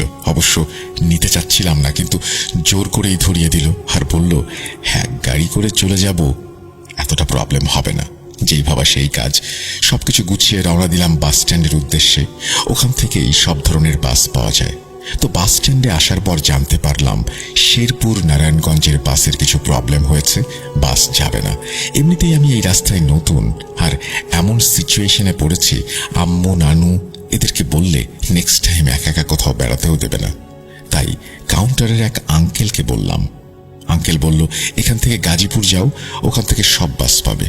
তাই দেরি না করে রওনা দিলাম গাজীপুরের উদ্দেশ্যে। 3 ঘন্টার মধ্যে এসেও পড়লাম। গাজীপুর চৌরাস্তায় নামার পর তেমন একটা চিনি না, যেই কারণে একটু ঘোরাঘুরি করলাম বাস কাউন্টারের খোঁজে। ভাগ্য এতটাই খারাপ, এখানেও বাস মিলল না। যাই হোক, ঘটনা তো বড় না করে মূল ঘটনা বলি। আমি রোডের এক কোনায় দাঁড়িয়ে পানি খাচ্ছিলাম আর ভাবছিলাম কিভাবে যাব। এমন সময় একটা লোক এসে বলল, কোথায় যাবেন? আমি বললাম, নারায়ণগঞ্জ, কিন্তু বাস পাচ্ছি না। ভদ্রলোকটি বললেন উনি যাবেন গুলিস্তান, আর আমাকে ওনার সাথে যেতে বললেন, অফার করলেন। তবে উনি বাসে না, ট্রেনে করে যাবেন। আমি যেহেতু রাস্তায় নতুন, তাই রাজি হয়ে গেলাম। এছাড়া বেশ রাতও হয়ে গেছে। ভদ্রলোকটি আমাকে নিয়ে ট্রেন স্টেশনে পৌঁছালেন। কিছুক্ষণের মধ্যে কমলাপুর স্টেশনের ট্রেনটা এসে পড়ল। কিন্তু অবাক করার মতো ভেতরে যথেষ্ট পরিমাণ জায়গা থাকার পরও লোকটি ট্রেনের ছাদে উঠে বসলেন এবং আমাকে হাতটি বাড়িয়ে দিয়ে বললেন, উঠে পড়ো। আমিও উঠে পড়লাম। ওনাকে বললাম যে, আমরা তো চাইলে ভেতরে বসতে পারতাম, ছাদে উঠলাম কেন? এখানে তো অনেক রিস্কি একটা ব্যাপার। তেমন একটা পাত্তা না দিয়ে উনি বলে উঠলেন, বাসায় কে কে থাকে? আর এছাড়াও তিনি জিজ্ঞেস করলেন আমি কি করছি এই সব। যাই হোক, গল্প করতে করতে কমলাপুর স্টেশনে পৌঁছে গেলাম। আসতে আসতে প্রায় রাত 12টা বেজে গেছে। এখন পড়লাম আর একটা দুর্বিপাকে। এই সময় নারায়ণগঞ্জের একটা বাসও নেই। আমার ভীষণ ভয় লাগলো, কারণ শুনেছিলাম গুলিস্তান একটা বিপজ্জনক এলাকা, যেখানে দিনে দুপুরেই সবকিছু চুরি করে নিয়ে যায়। আর এখন তো অনেক রাত। আমার ভয় হতে লাগলো। ভদ্রলোক বললেন যে, অনেক রাত যেহেতু হয়েছে, বাস পাচ্ছ না, তুমি আমার বাসায় চলো, ভোরবেলায় বাসে করে চলে যাবে। আমি যেতে চাচ্ছিলাম না মনে মনে ঠিকই, কিন্তু এমন একটা সিচুয়েশনে আমি তার কথায় নাও করতে পারছি না। আমি ভীষণ ভয় পাচ্ছিলাম। তো যাবার আগে ওনাকে বললাম, অনেক রাত হয়েছে, রাত্রে তো আমরা খাইনি, চয়েন কিছু খেয়ে নেই। তো ওনাকে নিয়ে একটা বিরিয়ানির দোকানের সামনে গেলাম, কিন্তু উনি আমাকে বললেন যে ওনার প্রবলেম আছে, তাই বিরিয়ানির দোকানে উনি যেতে পারবেন না। আমাকে খেয়ে আসতে বললেন। আমি খাওয়া দাওয়া করে ওনার জন্য একটা পার্সেল নিয়ে আসলাম, কিন্তু ওনাকে পাচ্ছি না। ঘটনাটা মূলত এখান থেকেই শুরু। আমি পাগলের মতো তাকে খুঁজছি, কারণ এই মুহূর্তে আমি ভীষণ একা। আমি অনেকক্ষণ খোঁজার পর যখন তাকে পাচ্ছিলাম না, হঠাৎ করে পেছন থেকে ডেকে উঠলেন, এই যে এসে পড়েছি। আমি ওনাকে দেখে অনেকটা খুশি হয়েছিলাম। তার সাথে হাঁটছি, প্রায় আধ ঘন্টা হাঁটলাম। একটা বাড়ির কাছে আসলাম। বাড়িটা নিরিবিলি, একতলা, তার মধ্যে ইলেকট্রিসিটি নেই। বাসায় উনি নাকি একাই থাকেন, তাকে দেখার মতো কেউ নেই। ওনাকে বললাম, আপনার জন্য খাবার এনেছি, খান। উনি বললেন যে, রেখে দাও, সময় হলে খাবো। একটু পর আমাকে বললেন যে আমার ব্যাগে থাকা গোস্তের প্যাকেটটা তাকে দিতে। অবাক হয়ে গেলাম। আমার ব্যাগে যে মাংস আছে এটা আমারই মনে ছিল না, উনি কিভাবে জানলেন? যাই হোক, কোনো কিছু জিজ্ঞেস না করেই দিয়ে দিলাম। ফোনের চার্জও ছিল না। ঘুটঘুটে অন্ধকারে আমরা কথা বলছিলাম। প্রথম দিকে তাকে ভয় না লাগলেও এখন আমার অনেকটা ভয় লাগছে তার কর্মকাণ্ডে। উনি আমার হাত থেকে ব্যাগটা নিয়ে আমাকে শুতে বলে কেমন যেন একটা অদৃশ্য হয়ে গেলেন অন্ধকারে। তেমন ভালো দেখতেও পাচ্ছিলাম না। কিছুক্ষণ পর পর ওনার ভয়েস শুনতে পাচ্ছিলাম। আমি শুয়ে শুয়ে অনেক কিছু ভাবছি, কোনোভাবে ঘুম আসছে না। রুম থেকে হঠাৎ করে বিশাল পচা গন্ধ আসতে শুরু করলো, দম বন্ধ হয়ে যাচ্ছে। আমি ঘুমানোর ভান ধরে পড়ে রইলাম, আর শুনতে পাচ্ছি কটকট করে কিছু একটা খাওয়ার আওয়াজ, যেন হিংস্র কোনো পশু খাচ্ছে, নিঃশ্বাস নিচ্ছে। এমনিতেই অন্ধকার, তার মধ্যে ভীষণ গন্ধ, আর এরকম একটা গরম এনভায়রনমেন্টে আমি রীতিমতো ভয়ে ঘামতে শুরু করলাম। মুখ দিয়ে কোনো শব্দ বের হচ্ছে না আমার। আমি অনেক আল্লাহ আল্লাহ করতে লাগলাম। আমি চাইলেও দৌড় দিতে পারবো না, যে কারণে আমি চোখ বুজে সব সহ্য করছিলাম। আমি একটু অনুভব করতে পারছিলাম আমার পেছনে কে যেন দুপ করে শুয়ে পড়ল। আমি নড়াচড়া না করে স্ট্যাচুর মতো শুয়ে থাকলাম। পেছন থেকে একটা ঠান্ডা হাত আমার ঘাড়ে হাত দিল। আমার সেন্সলেস হওয়ার মতো একটা অবস্থা, এতটা ভয় পাচ্ছিলাম। আমি পেছনে ঘুরে তাকাতে সাহসও পাচ্ছিলাম না। হঠাৎ করে উনি আমার গলা জোরে 2 হাতে শক্ত করে চেপে ধরলেন। আমি নিঃশ্বাস নিতে পারছি না। যতটা সম্ভব মনে মনে আল্লাহকে ডাকতে লাগলাম। অন্ধকারে দেখছিলাম না, কিন্তু তার চোখ দুটো টকটকে লাল, হিংস্র একটা দানবের মতো। তার শরীর থেকে, নাকি মুখ থেকে কি যেন পড়ছে আমার বুকের ওপর। আমি বুঝতে পারছিলাম না, কিন্তু যেখানে যেখানে পড়ছে আমার চলে যাচ্ছে। আমার নিঃশ্বাস বন্ধ হয়ে যেতে লাগলো। উনি আমাকে তার হাতে থাকা একটা ছুরি দিয়ে বুকের মধ্যে ভীষণ জোরে একটা আঘাত করলেন। বলতে পারেন আমি তখনই মারা গেলাম বা সেন্সলেস হয়ে গেলাম। কিন্তু হঠাৎ করে আমার সেন্স ফিরল মধ্যরাতে। সময়টা কতটা জানি না, ফোনে চার্জ নেই। আমি হাঁপিয়ে হাঁপিয়ে কোনোভাবে ব্যাগটি নিয়ে দৌড়াতে শুরু করলাম, কিন্তু কোনোভাবেই বাড়ির ভেতর থেকে বের হতে পারছি না। হঠাৎ করেই আমার সামনে সেই ভয়ঙ্কর অবয়বটি এসে দাঁড়ালো। অবয়বটির চোখ থেকে টকটকে লাল মণি আমি দেখতে পাচ্ছি। তার মুখ থেকে অজস্র লালা ঝরছে, পূর্ণিমার চাঁদের আলোয় যতটা দেখা সম্ভব। আমার মুখ দিয়ে কোনো শব্দ বের হচ্ছিল না। ভয়ে চিৎকার করতে চাচ্ছিলাম হেল্পের জন্য, কিন্তু চিৎকার করতে পারছিলাম না। আমাকে দ্বিতীয়বার সেই ভয়ঙ্কর অবয়বটি আঘাত করল। আমি জ্ঞান হারালাম। জ্ঞান ফিরল মসজিদের আজানে। আমার শরীরে ভীষণ ব্যথা, উঠে দাঁড়াতে পারছিলাম না। কোনোভাবে উঠে দাঁড়ালাম। রাতে ঘটে যাওয়া ভয়ঙ্কর ঘটনাগুলো মনে করতে করতে বাড়ি ফিরতে লাগলাম। কিন্তু এ কি, চারিদিকে এরকম জঙ্গলের মতো কেন? এ তো একটা পোস্ট অফিসের মতো জায়গা, একটা সরকারি ভবন যা ব্যবহৃত হয় না অনেক দিন। নোংরা জঙ্গলের স্তূপ, দিনে দুপুরে অন্ধকার। আমি বাড়ি থেকে বের হয়ে দৌড়িয়ে দৌড়িয়ে একটা রিকশায় উঠে পড়লাম। বললাম গুলিস্তান নিয়ে যান, যেখান থেকে নারায়ণগঞ্জের বাস ছাড়ে। বাসায় এসে পড়লাম। বাসায় এসে আম্মুকে জড়িয়ে ধরে কান্না করতে শুরু করলাম। সব ঘটনা খুলে বললাম আম্মুকে। সেদিনের পর থেকে আমার ভীষণ জ্বর, কিছু খেতে পারি না, আর ভয় পাই। আমার অবস্থা অনেকটা খারাপ দেখে আমার আব্বু একজন হুজুরকে নিয়ে আসলেন। হুজুর কিছু তদবির দিয়ে গেলেন এবং তাবিজ দিয়ে গেলেন, যেটা আমার সাথে সব সময় থাকবে। 7-8 দিন পর আমি অনেকটা সুস্থ হয়ে গেলাম, কিন্তু আমি প্রায় অনেকটা সময় ভয়ঙ্কর সেই অবয়বটাকে স্বপ্নে দেখতাম, আর দেখতাম সে আমার গলা চেপে ধরেছে।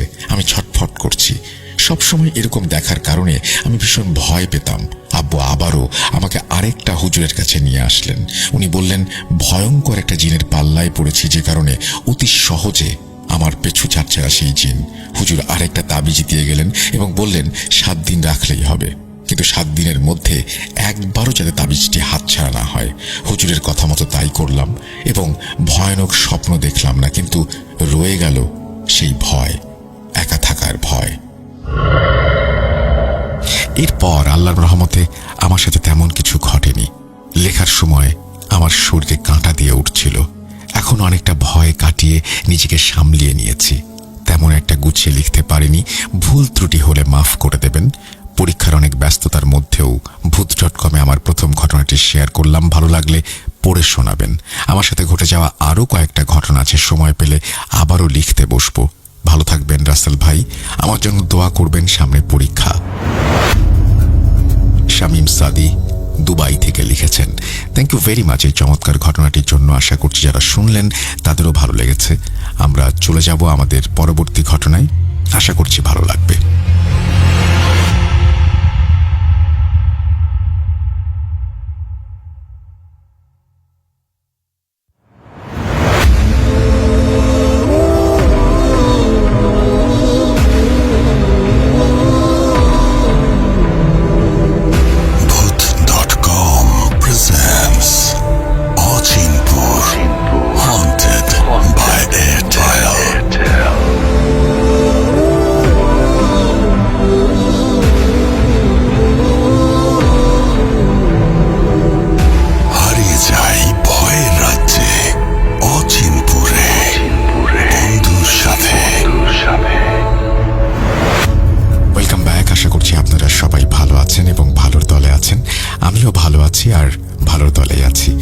যেভাবে লেখা আছে সেভাবেই পড়ে শোনাচ্ছি।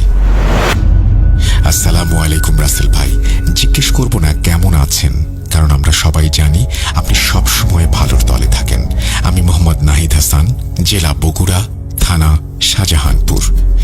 রাসেল ভাই এবং ভূত.com-এর সকল শ্রোতা বন্ধুদের জানাই আমার আন্তরিক ভালোবাসা। আমি আগেও একটা ঘটনায় ইমেল করেছিলাম এবং তা শ্রোতা বন্ধুদের নিকট পড়ে শোনানোর জন্য আপনাকে অনেক ধন্যবাদ রাসেল ভাই। আজকে আমি সকলের নিকট যে ঘটনাটি শেয়ার করতে চাই তা আমার গ্রামের এক দাদুর সাথে ঘটে যাওয়া কালো জাদুর ঘটনা। ঘটনাটা ঘটে আজ থেকে প্রায় 30 বছর আগে, তাই লেখায় কোনো ভুল ত্রুটি হলে ক্ষমা সুন্দর দৃষ্টিতে দেখবেন। কথা না বাড়িয়ে আমি ঘটনায় চলে যাই। দাদুরা ছিলেন দুই ভাই, একজনের নাম জামাল, অন্যজনের নাম কামাল। আমি যে দাদুর কাছ থেকে ঘটনাটি শুনেছি তার নাম ছিল কামাল, তিনি ছিলেন ছোট। ঘটনাটা আমি আমার দাদুর ভাষায় বলছি।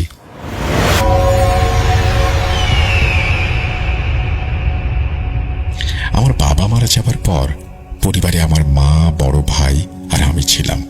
আমার বয়স তখন 15, আর বড় ভাই অর্থাৎ জামালের বয়স ছিল 21 বছর। আমার বাবার অনেক সম্পদ ছিল, যেহেতু আমরা তখনও কেউ বিয়ে করিনি আর সবাই একসাথে থাকতাম, তাই বাবা আমাদের মাঝে সম্পত্তি ভাগ করে দেননি। সব সম্পদ আমাদের বাবা মায়ের নামে করে দিয়ে পরপারে চলে যান। যেহেতু পরিবারের বড় ছেলে আমার বড় ভাই, তাই সেই হিসেব করে সম্পদগুলো দেখাশোনা করত। আমাদের বড় ভাই জমি চাষ করতেন, ধান বা অন্যান্য ফসল বিক্রি করে অর্থ উপার্জন করতেন। এভাবে আমাদের পরিবারের সকলের দিনগুলো খুব ভালোই কাটছিল। তারপর হঠাৎ করে মা একদিন বড় ভাইকে নরম সুরে বললেন, বাবা, আমার তো বয়স হয়ে যাচ্ছে, এত কাজ আমি আর একা সামলাতে পারি না, তোরাও বড় হয়েছিস, বাবা এখন একটা বিয়ে করা দরকার, তোর সংসার সাজানো প্রয়োজন। ভাইয়া তখন বললেন, মা আমাকে আর কিছুদিন সময় দাও, আমি একটু ভেবে দেখি। কিছুদিন পর যখন ভাইয়াকে মা বিয়ের কথা আবার জিজ্ঞেস করলেন, তখন ভাইয়া একটা মেয়ের কথা বাসায় জানায়। তার সাথে ভাইয়ার 2 বছরের সম্পর্ক। মেয়েটির বাড়ি ছিল আমাদের বাড়ি থেকে 3-4টা বাড়ি পরেই। মেয়েটাকে আমরা সকলেই চিনতাম, কিন্তু আমরা কেউ এই বিষয়ে কিছুই জানতাম না। মা তখন মেয়েটির কথা শুনে অনেক চিন্তিত হয়ে পড়েন, কারণ মেয়েটির আচরণগত সমস্যা ছিল।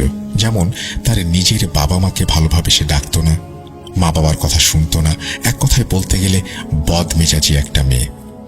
মা ওই মেয়েটার সাথে ভাইয়ার বিয়ে দিতে রাজি না হওয়ায় ভাইয়া সেদিন রাগ করে বাসা থেকে বের হয়ে যায় এবং সেদিন রাতেই ভাইয়া সেই মেয়েটিকে বিয়ে করে বাসায় চলে আসে। মার তখন এসব দেখে হার্ট ফেল করার মতন উপক্রম হয়, কিন্তু ভাইয়ার তাতে কোনো কিছুই আসে যায় না।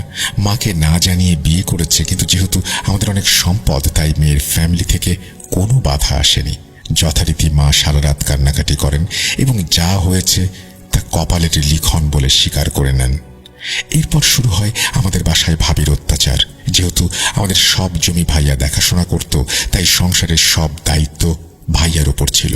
ভাবি মাকে দিয়ে সব কাজ করাতো, মাকে আর আমাকে ঠিক মতো খেতেও দিত না, আমাদের থেকে প্রচুর কাজ করিয়ে নিত, আর ভালো ব্যবহার করাতো দূরের কথা, ঠিকভাবে কথা পর্যন্ত বলতো না।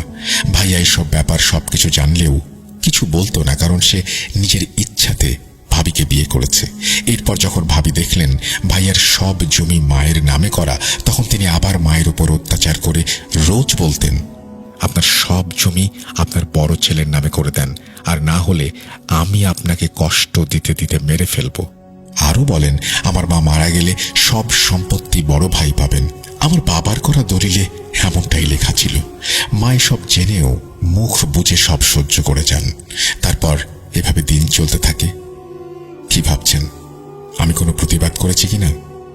আসলে ভাইয়ার প্রতি আর আমার প্রতি ভালোবাসার জন্য মা সবকিছু সহ্য করে গেছেন আর আমাদের চুপ করে থাকতে বলেছেন। তারপর মা একদিন সহ্যের সীমা পেরিয়ে সিদ্ধান্ত নিলেন আমাদের 2 ভাইয়ের মধ্যে সম্পত্তি সমান ভাগে ভাগ করে দেবেন। বড় ভাই জেনে খুশি হলেও ভাবি মোটেও খুশি হলেন না। তিনি চাইতেন সব সম্পদ বড় ভাই পাক এবং আমরা তাদের চাকর হয়ে থাকি। কিন্তু একদিন মা গোপনে সব সম্পত্তি ভাগ করে দেন এবং আমাদের মাঝে ঝগড়া আর অশান্তি বেড়ে যাবে ভেবে মা আমাকে নিয়ে আলাদা হয়ে যান আর কিছু দূরে একটা জমিতে নতুন ঘর তুলে সেখানে থাকার সিদ্ধান্ত নেন। ভাইয়া আর ভাবিকে আলাদা করে দেয়া হলে ভাবি একটুও খুশি হন না। এরপর কিছুদিন থেকে লক্ষ্য করা যায় মা ঠিকভাবে খেতে পারছে না, কোনো কাজ করতে পারছে না। দিনের বেলাতেও ভয় পেয়ে রীতিমতো চিৎকার দিয়ে উঠত। শরীর শুকিয়ে দিন দিন রোগা হয়ে যাচ্ছিল। মাকে নিয়ে সেই সময়ের অনেক বৈদ্যের কাছেও আমরা গিয়েছি। মায়ের শরীর তখন দুর্বল ভেবে বৈদ্যমশাই তরল কিছু ঘুমের ওষুধ দেন, কিন্তু তাতেও কোনো উপকার হয় না। তারপর একদিন রাতে মা ঘুম থেকে উঠে পানি খাওয়ার উদ্দেশ্যে বাইরে রান্নাঘরে যান এবং রান্নাঘর থেকে বাইরে বের হয়ে একটা কালো ছায়া দেখতে পান। আর সেই কালো ছায়া মায়ের কাছে এসে তার গলা চেপে ধরে এবং মাটিতে শুইয়ে ফেলে মায়ের সাথে ধস্তাধস্তি শুরু করে। মা সেই কালো ছায়াটার হাত থেকে রক্ষা পেতে অনেক জোরাজুরি করেন। অবশ্য উপায় না পেয়ে আল্লাহ বলে চিৎকার দিয়ে অজ্ঞান হয়ে যান। তখন আমি মায়ের চিৎকার শুনে ঘর থেকে বেরিয়ে এসে দেখি মা মাটিতে পড়ে আছেন আর মাথার কাছে সেই কালো ছায়াটা বসে আছে। আমার উপস্থিতি টের পেয়ে সেই কালো ছায়া এক লাফে গাছে উঠে যায়। তারপর আমি ভয়ে ভয়ে দৌড়ে মায়ের কাছে যাই এবং মাকে কোলে তুলে নিয়ে ঘরে আসি। মায়ের চিৎকার শুনে পাশের বাসার চাচিও ছুটে আসেন আমাদের বাড়িতে। চাচিকে মায়ের মাথায় পানি ঢালতে বলে আমি যাই মসজিদের ইমাম সাহেবকে ডাকতে।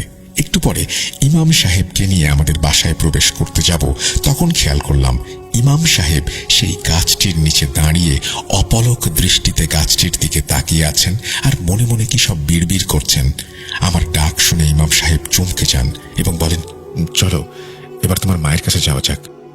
ইমাম সাহেব আর আমি ঘরে ঢুকে দেখলাম মা তখনও অচেতন অবস্থায় পড়ে আছেন আর চাচি মাথায় পানি ঢালছেন।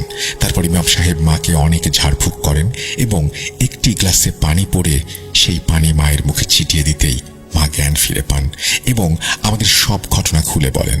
সব শুনে ইমাম সাহেব একটু চুপ করে থেকে মাকে বলেন, আপনি সুস্থ হয়ে যাবেন, টেনশনের কিছু নেই।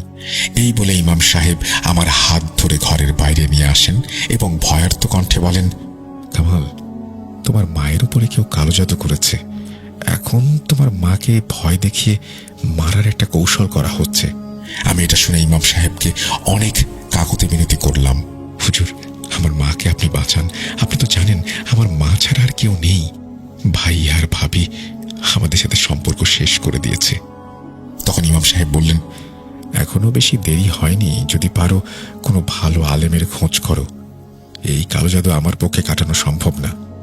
আমি অনেক জোরাজুরি করার পর ইমাম সাহেব একজন ভালো কবিরাজের সন্ধান দেন এবং খুব দ্রুত মাকে সেখানে নিয়ে যেতে বলেন।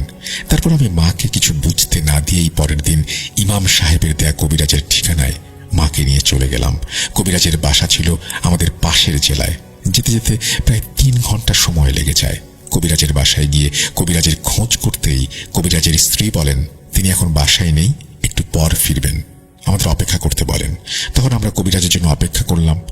মা তখন আমাকে জিজ্ঞেস করলেন, বাবা হুজুর তো বলেছিল আমার কিছু হয়নি, তাহলে আমাকে এখানে নিয়ে এলি কেন?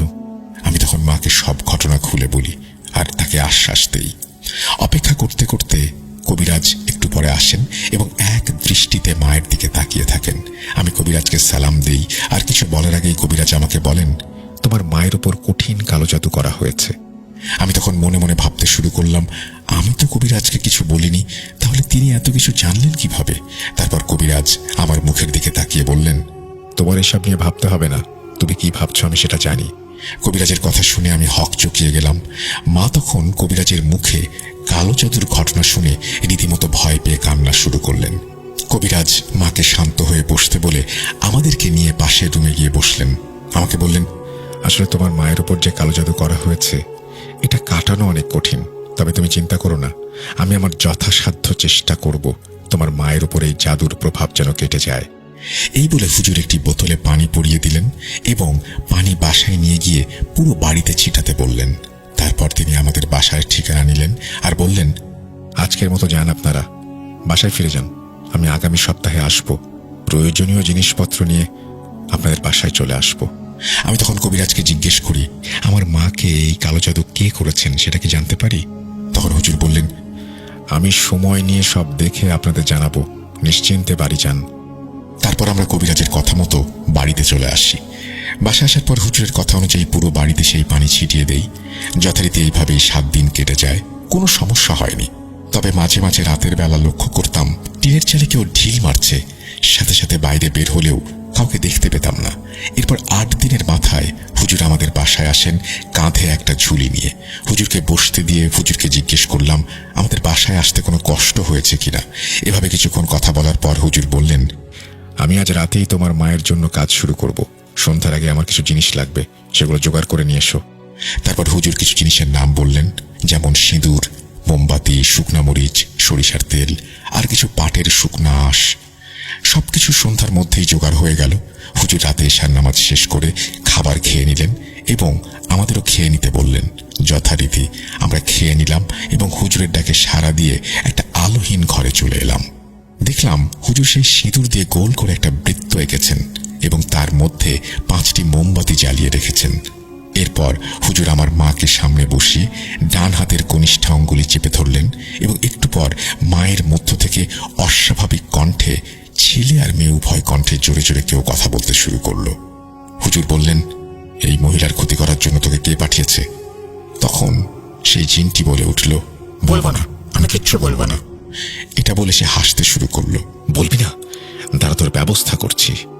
এই বলে হুজুর একটা শুকনা মরিচ নিয়ে সরিষার তেলে ভিজিয়ে আগুন ধরিয়ে দিলেন এবং সেটি মায়ের নাকের সামনে ধরলেন। বন্ধ কর, বন্ধ কর, আমি আর থাকতে পারছি না, কষ্ট হচ্ছে। তখন হুজুর আবার জিজ্ঞেস করলেন, কে পাঠিয়েছে তোকে এই মহিলার ক্ষতি করতে? আমাকে এই মহিলার বড় ছেলের বউ পাঠিয়েছে, এই মহিলাকে ভয় দেখাতে, সুযোগ পেলে মেরে ফেলতে। এসব আমি পাশে দাঁড়িয়ে শুনছিলাম আর ভাবির প্রতি অনেক ঘৃণা অনুভব করছিলাম, অভিমানও হচ্ছিল। মনে মনে ভাবছিলাম আমার নিজের ভাবি আমার মাকে মেরে ফেলার জন্য এসব করছে। ছি ছি ছি ছি। এরপর হুজুর সেই জিনকে বললেন, তুই আর এই মহিলার কোনো ক্ষতি করতে পারবি না এবং এই মুহূর্তে তার শরীর ছেড়ে যাবি। তখন জিন মায়ের শরীর ছেড়ে যেতে চায় না, কারণ সে কালো জাদুর মাধ্যমে প্রতিজ্ঞাবদ্ধ।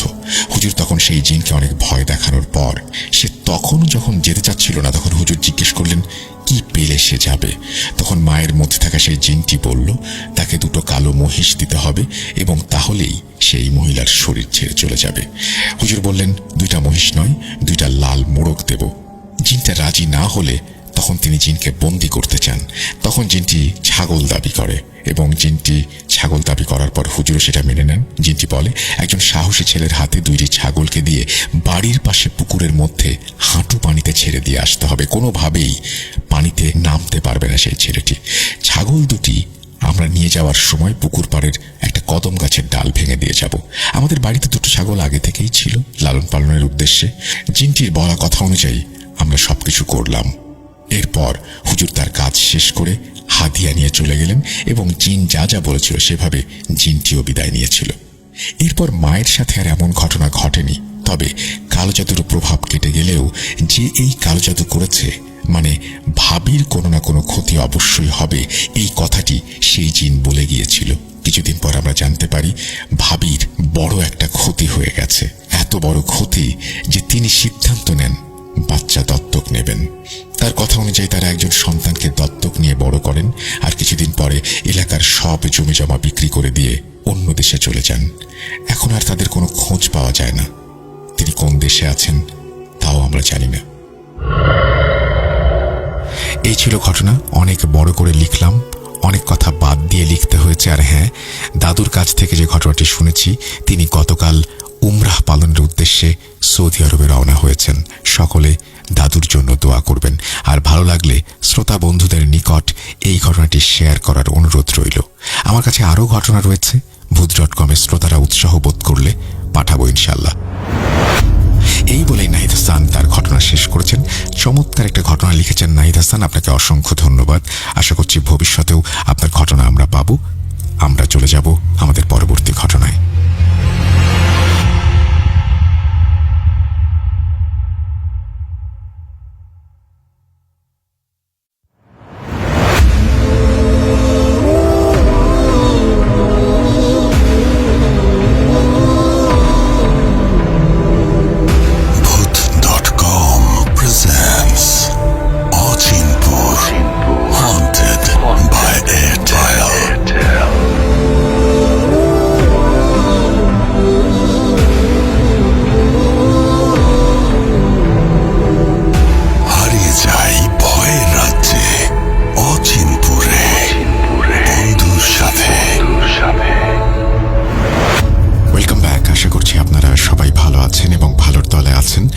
আমিও ভালো আছি আর ভালোর দলে আছি।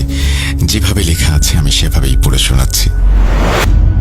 আসসালামু আলাইকুম প্রিয় রাসেল ভাইয়া, আমি উম্মে সালমা স্বর্ণা বরিশাল থেকে ঘটনা লিখে পাঠাচ্ছি, কারণ স্টুডিওতে গিয়ে শেয়ার করা আমার পক্ষে সম্ভব না। যোগ্য মনে হলে সবাইকে পড়ে শোনাবেন।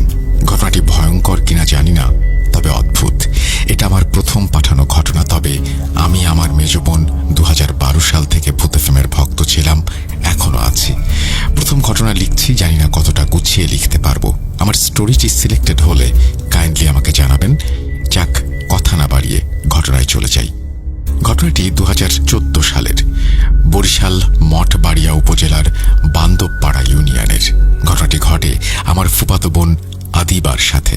এটি ছদ্মনাম, আমি আদিবার মতো করেই বলছি।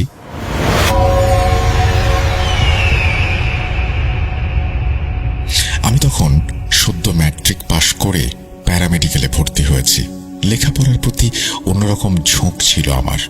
একদিন আমার এক বান্ধবীর জন্মদিনে মায়ের একটি শাড়ি পরে গেলাম। সেখানে আমার সেই বান্ধবীর চাচাতো ভাই আমাকে প্রপোজ করলো।